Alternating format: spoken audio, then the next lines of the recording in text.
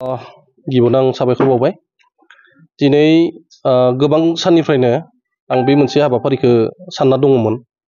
ओमफ्राय नैबे समाव आं खाबु मोनबाय दे बिसोरा मोनसे रमजान मास सोलिबोगासिनो दङ बेयाव बिथांमोननो जिहेतु माने मोनाबिलियाव इफ्तार माने खालामो बे समाव माने एसे जानाय लोंनायनि थाखाय आङो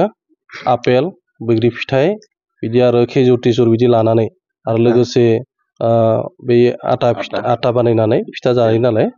बेखौ लानानै थाव साव बिदि होनाय जादों आरो दाथ' जिहेतु माने गोलोम बोथोर सफैबाय बेयाव माने जितु दुखिया मानसिफोरा माने गोरिब मानसिफोरा जेनेबा नों हमना ला उन्दुनायफोराव थाम्फै अरजायो मा अरजायो बेनि थाखाय मुस्रि गांसे होफानाय जादों आं बेखिनिखौनो बिथांमोननो होनानै माने एसे जाहाथे जोंखौ माने एसे गसाइ इसोरा नायफिनो बेनि थाखाय बेखिनि हाबाफारिखौ लानाय जादों आरो बेखौ नोंथांनि फारसेनिफ्राय होदोंना बबेबा आफादनिफ्राय नङा बिदि आफादनिफ्रायथ' जेबो बिदि माबा गैया खिन्थु आं इन्डिभिजुवेलि आं माने बेखौ गोसोखांनानै जाहाथे गोरिबफोरा एसे मोजां मोनो गोसोखौ बे इफ्तार माने खालामनाय समाव बा रमजान मायाव जाहाथे एसे गोसोफोरा गोजोनना थानो हायो बेनि थाखायनो बे हाबाफारिखौ लानाय जादों नोंनि फारसेनिफ्राय आं इन्डिभिजुवेलि बेखौ हेल्प खालामदों बबे बबे गामियाव दिनैसो स्टार्टिं दिनै जों गासै मोननै सुपायाव बर्थमान मोननै सुपायाव होबाय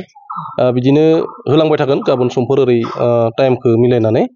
दिनै खमसे खम ओरैनो 9-10टा न'खरनो 12सो जादों नामा 12सो जासिगोन दा होनो दंबावो बेखिनिखौ हाबाफारिखौ लादों आरो दिनै আমাৰ উদীয়মান যুৱক অঞ্জন বড়োদেৱে ৰমজান মাহ উপলক্ষে আমাৰ শালমাৰা গাঁৱৰ একেবাৰে দুখীয়া উইডো পাৰ্চনক তেখেতৰ ফালৰ পৰা